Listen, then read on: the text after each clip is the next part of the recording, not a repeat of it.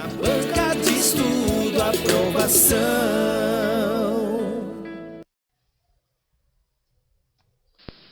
Oi, galerinha, boa tarde, boa noite, bom dia. Eu não sei aí o horário que você vai assistir essa aula. Mas hoje a gente vai para nossa aula 3, que é filosofia helenística, tá certo? Essa primeira imagem que você está vendo é um mosaico de Alexandre o Grande, né, imperador helenístico, o imperador, né, da Macedônia, que aí tem tudo a ver com esse período aí que a gente vai estudar. E aí a gente vai ver agora o contexto histórico em que a filosofia helenística surgiu, né?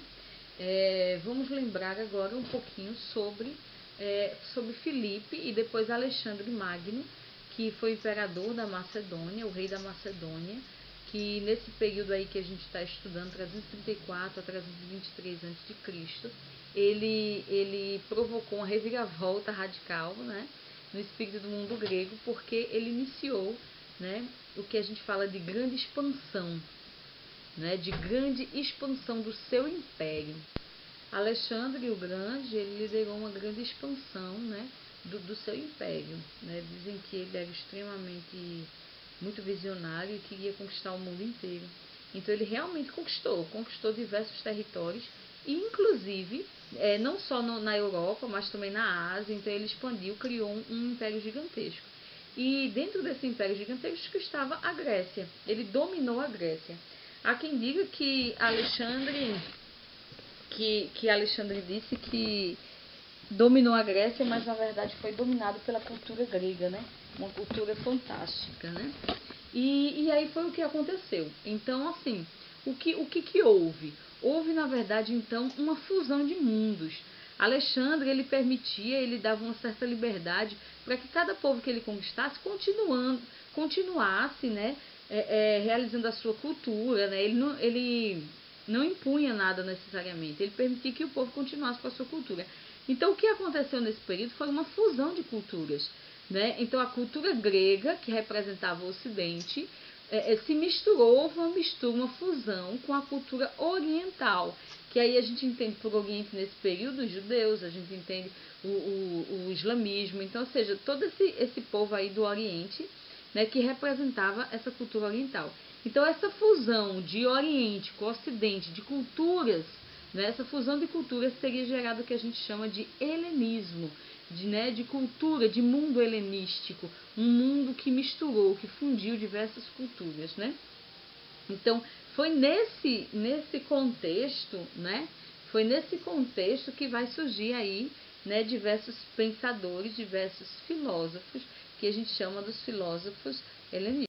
E esses filósofos, né, que inauguram as escolas filosóficas da era helenística, né, eram filósofos que, diferentemente dos filósofos clássicos, né, Sócrates, Platão, Aristóteles, né, que a gente vai ver que estavam muito preocupados com questões políticas, né, que vão estar muito mais preocupados com isso, eles vão estar preocupados, na verdade, com o bem-estar, com a felicidade. Como é que, em meio a tantas guerras, a tanto buruçu, como é que o homem encontraria a sua felicidade, né? Então, os temas mais recorrentes seriam esses: a busca dos prazeres, a busca da felicidade, como encontrá-la, como encontrar o bem, o sumo bem, né? Então, a gente vai ver algumas escolas filosóficas que tratam desses aspectos, que tratam justamente de como encontrar o bem maior, o sumo bem, o bem supremo, né? De que forma, neste mundo aí que eles viviam. Eles serão um pouco influenciados por Aristóteles, porque Aristóteles traz a ideia de felicidade, né? De ética e felicidade. Então, muitos serão influenciados pelo próprio Aristóteles. O epicurismo, né? O epicurismo é uma das escolas filosóficas helenísticas, né? O nome é o nome do seu criador, né? Do seu idealizador. O principal representante foi Epicuro, né? E o epicurismo era uma filosofia hedonista, ou seja, uma filosofia que pregava a busca do prazer, né? Então ele via o prazer como uma coisa benéfica e uma forma de trazer felicidade. Era você viver os prazeres que a vida lhe oferecia, mas os prazeres deveriam ser gozados com moderação. porque todo o excesso aí já não traria mais felicidade. Então, o epicurismo é essa filosofia hedonista que vê os prazeres como algo bom, mas eles trazem felicidade se forem gozados com moderação. Né? Então, ele fala até essa questão da morte, por exemplo. Né? No epicurismo, o homem sábio ele não pode ter medo da morte. Né? Até porque quando a morte existe, nós não existimos. Então, por que eu vou temer algo em que eu não vou estar vivo para sentir? Né? E ele falava outra coisa também. O que importa mais não é viver ou morrer. Na verdade, o que importa é como se vive. Né? Então, como eu estou vivendo? Como eu estou levando a minha vida? Será que a forma com que eu estou levando a minha vida é uma forma que me faz viver bem e feliz? De que adianta viver se não for em busca da felicidade? Se não for uma vida feliz, né? Aí eu trago para vocês essa imagem que ela mostra o bem é prazer. Aí do seu lado esquerdo, você está vendo? O bem é prazer. E o mal, para o homem sábio, não é nada. Não significa nada. Então vamos lá. Quando eu tenho aí o bem é prazer, tem 3 setinhas aí, que ele vai explicar aí quais seriam esses prazeres. Então, primeiro, eu tenho os prazeres naturais e necessários. Quais são aqueles prazeres que são naturais? Eu nasço, quando eu nasci, eu já nasci com esses prazeres. Por exemplo, comer quando se tem fome. É um prazer porque eu estou satisfazendo a minha carne, a minha necessidade. Né? Por isso que é um prazer necessário. Comer, beber água. Então, ou seja, são coisas, são prazeres que até porque comer é bom, ele está dando exemplo de comer, né? É um prazer porque é bom, ninguém come porque eu sou obrigada a comer, a gente come porque a gente tem prazer em comer e é necessário porque eu preciso para poder sobreviver, certo? O segundo aí, a segunda seta eu tenho prazeres naturais e não necessários. Comer alimentos refinados, por exemplo, eu adoro sushi. Então, ou seja, sushi é um prazer, né? Quando eu como porque eu sinto um prazer tremendo, delicioso, né? A minha alma entra em êxtase quando eu como sushi. É um prazer natural, porque ainda está dentro da questão do comer, mas não é necessário. Por quê? Eu preciso comer sushi? Não. Eu posso comer arroz e feijão que eu vou estar nutrindo o meu corpo. Então, é um prazer natural, porque comer é necessário. É um prazer natural, porque comer, na verdade, é inato, ou seja, eu já nasço com aquilo ali, com aquela vontade, mas não é necessário um alimento tão refinado dessa forma, ok? E na terceira setinha, eu tenho os prazeres não naturais e não necessários.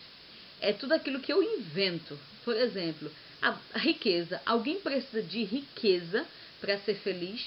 Não. A gente só precisa do necessário.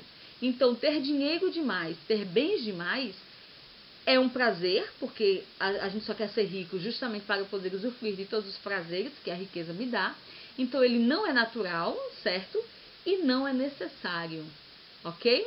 Então, aí eu tenho os 3 prazeres, naturais e necessários, naturais e não necessários, e os que não são naturais e não são necessários, certo? Então, o sumo bem, logo abaixo do prazer, você vai ver o seguinte.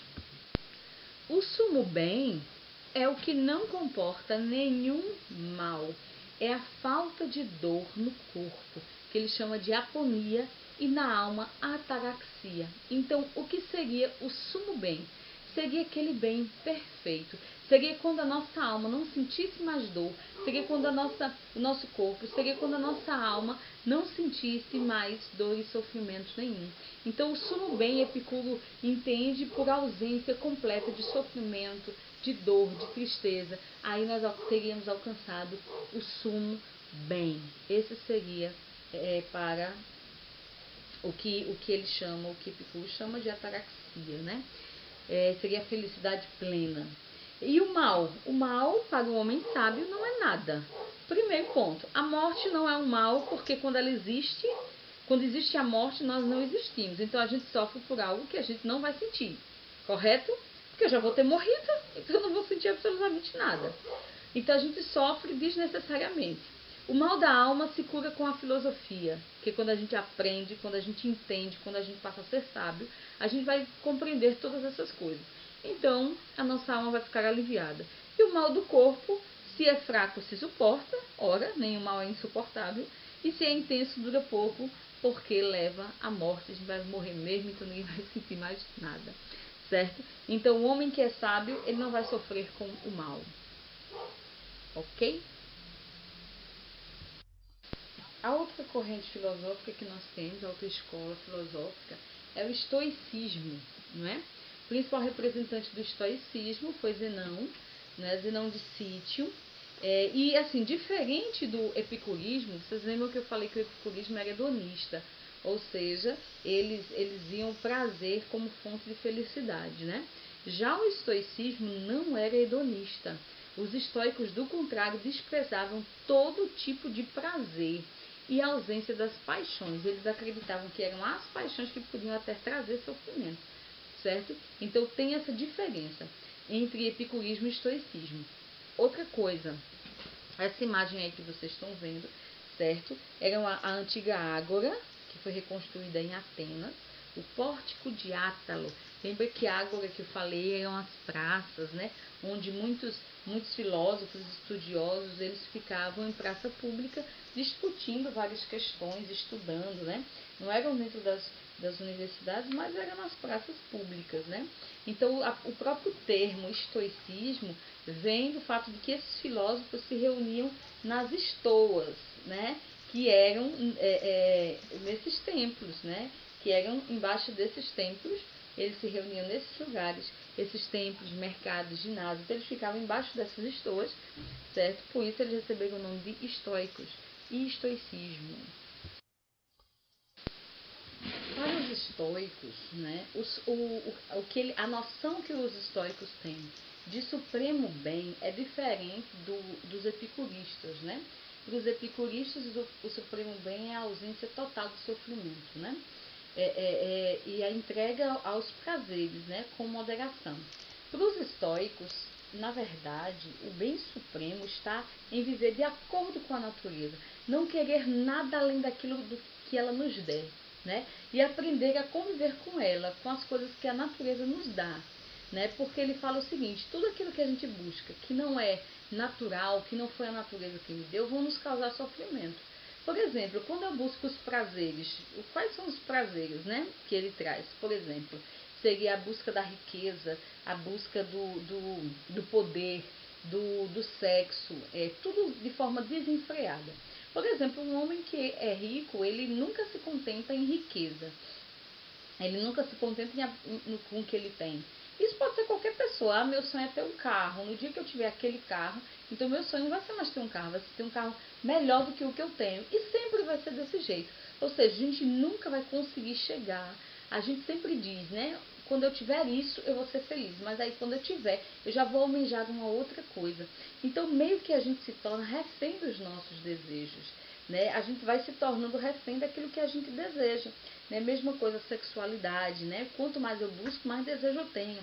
Então, ou seja, são coisas que nos trazem angústia. Então, para os estoicos, o melhor é viver conforme a natureza. E a natureza, ela vai nos colocando diante de situações, né, que a gente só precisa ter, a gente tem que aceitar a fatalidade, né, o que a natureza me impor, mas eu preciso o quê? Ter autodomínio e controle para eu conseguir agir em cada situação que a vida me oferecer. Então, em cada situação diferente, nova, que a vida me trouxer, eu preciso ter controle, eu preciso ter autodomínio para que eu saiba para que eu saiba o que fazer com cada situação da minha vida. Esse autocontrole, esse autodomínio, eles trazem para nós felicidade, porque a gente consegue ter tranquilidade, a gente consegue estar bem com o nosso interior. Entende? Então, ele defende muito esse modo de vida, viver consequentemente. É tudo que eu fizer, eu saber que tem consequências. Então, eu preciso pensar bem em tudo que eu fizer. Eu não posso estar me lançando a tudo que eu sinto vontade de fazer. Não. Eu tenho que tudo que eu fizer, eu pensar, né? Eu analisar, né, com temperança, porque tudo tem consequências e elas podem ter consequências positivas e negativas. Então, a felicidade ela está justamente nesse controle, neste autodomínio que a gente precisa ter dos nossos sentimentos. Tá aí um grande exemplo para nós, que é Sêneca, né? Eu até comprei recentemente, na última feira do livro, né, eu comprei um livro dele, A Brevidade da Vida, que é bem interessante, ainda estou lendo, né? Estou com meio de doses homeopáticas, né? Mas Sêneca é fantástico, ele é ótimo. E ele fala justamente o seguinte, ele diz o seguinte, olha o texto. A origem dos vícios reside numa vontade fraca que subordina a razão aos prazeres fortuitos. Porque aquele que persegue o prazer coloca todas as coisas em segundo plano, é indiferente à liberdade e sacrifica tudo ao seu estômago, não comprando de modo algum nenhum os prazeres, mas pelo contrário a eles se vendendo. O homem sábio, pelo contrário, opta pelos prazeres da alma, os quais são calmos, inesgotáveis, ternos, moderados e discretos. Então é um trechinho, né, de Sêneca, que ele vem falando justamente sobre isso. Ele diz que os homens simplesmente se tornam escravos, se tornam escravos dos vícios, ou seja, os vícios fazem a gente agir inconsequentemente, fazem a gente agir sem pensar, né, fazem a gente nem compra os vícios, do contrário, a gente se vende a eles, né? Então, aí ele coloca aí em detrimento do homem sábio, que o homem sábio, ao contrário, ele prefere que prazeres? Os prazeres mundanos, os prazeres do corpo, as necessidades que o corpo tem, não.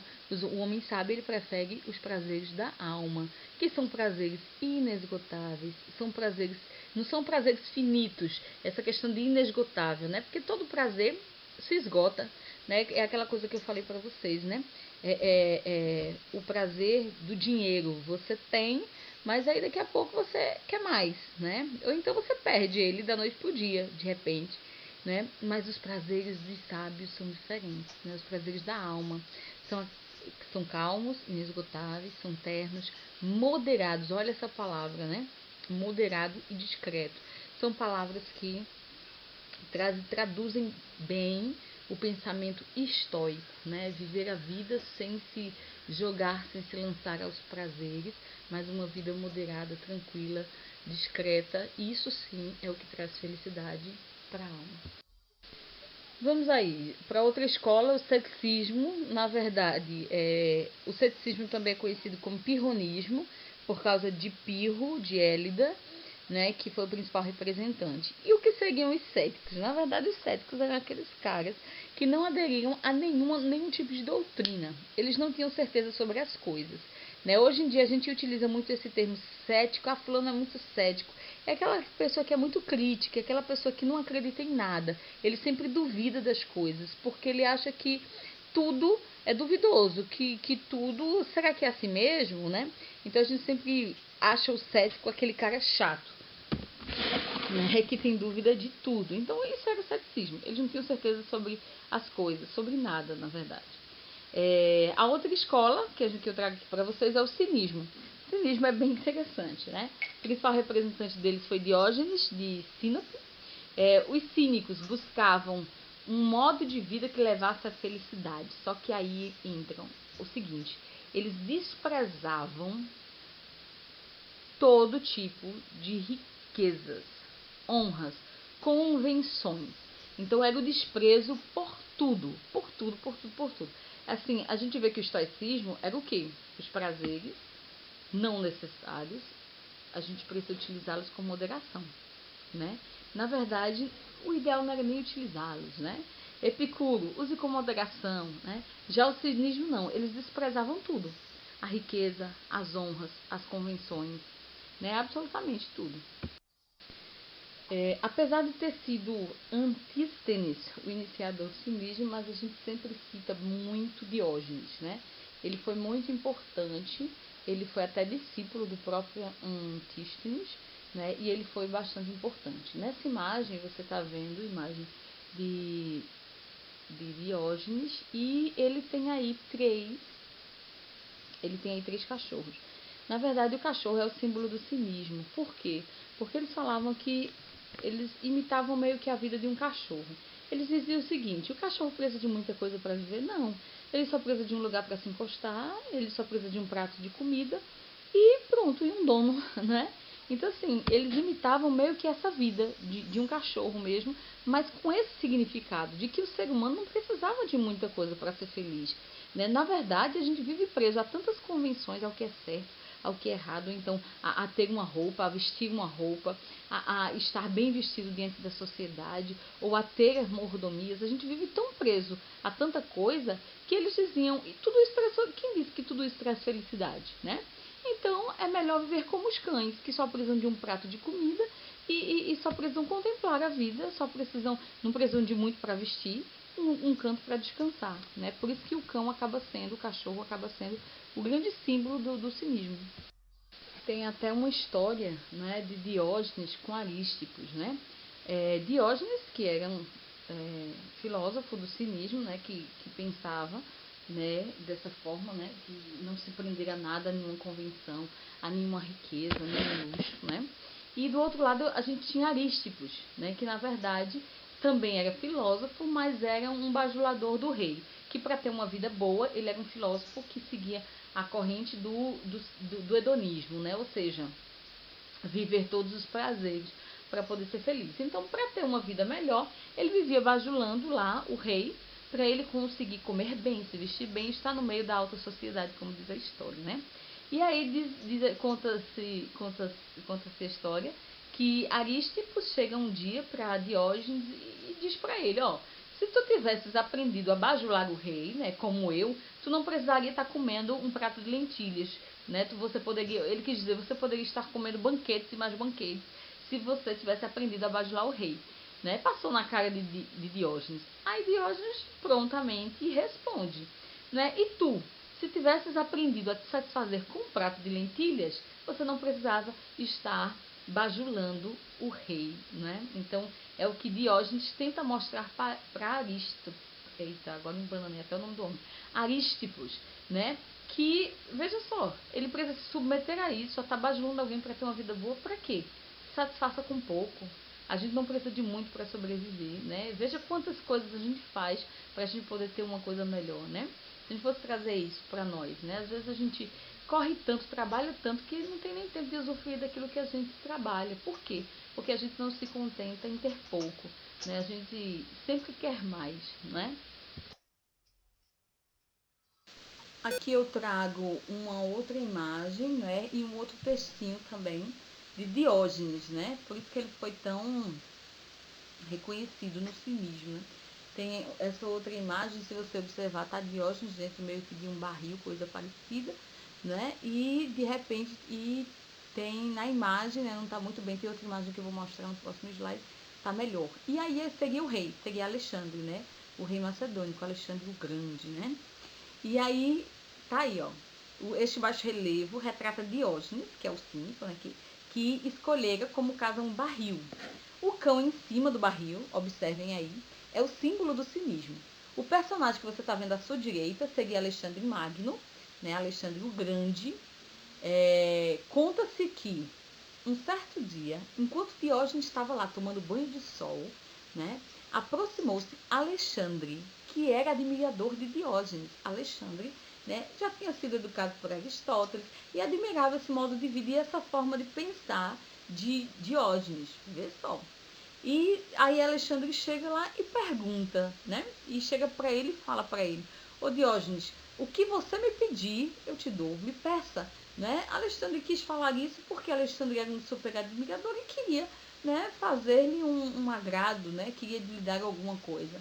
Só que aí Diógenes prontamente responde: não me faças sombra, devolve o meu sol. Em outras palavras, Diógenes quis dizer, ó, sai da minha frente que você está atrapalhando meu banho de sol. Porque é só disso que eu preciso.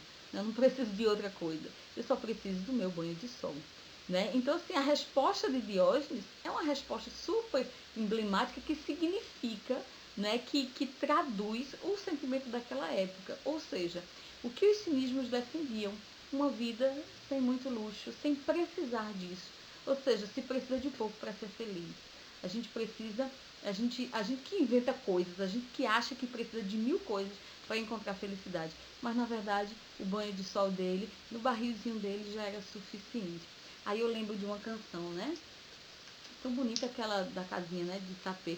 Eu queria ter na vida simplesmente um lugar de mato verde para plantar e para colher, ter uma casinha branca de varanda, um quintal e uma janela para ver o sol nascer. Então é a tradução de uma vida simples e que só precisa disso para ser feliz. A gente não precisa de um monte de coisa, de um monte de dinheiro, né? A gente não precisa de 1000 coisas para ser feliz. Claro que os cínicos, eles eram bem radicais, né? Eu acho difícil que algum de nós quisesse morar no barril. Mas fica aí a mensagem dos cínicos, fantástico. E para terminar, essa é uma imagem dessa farinha que eu contei para vocês de Diógenes e Alexandre. É porque essa imagem ela tá colorida, né? Tá bem mais posta. Mas observe que na imagem Diógenes está lá pedindo para que Alexandre se afaste, porque a única coisa que ele precisa é do sol para iluminar. Gente, é isso aí. A gente termina as escolas helenísticas. Voltem quantas vezes for necessário para estudar, para ler, para reler. Na banca de estudo, aprovação.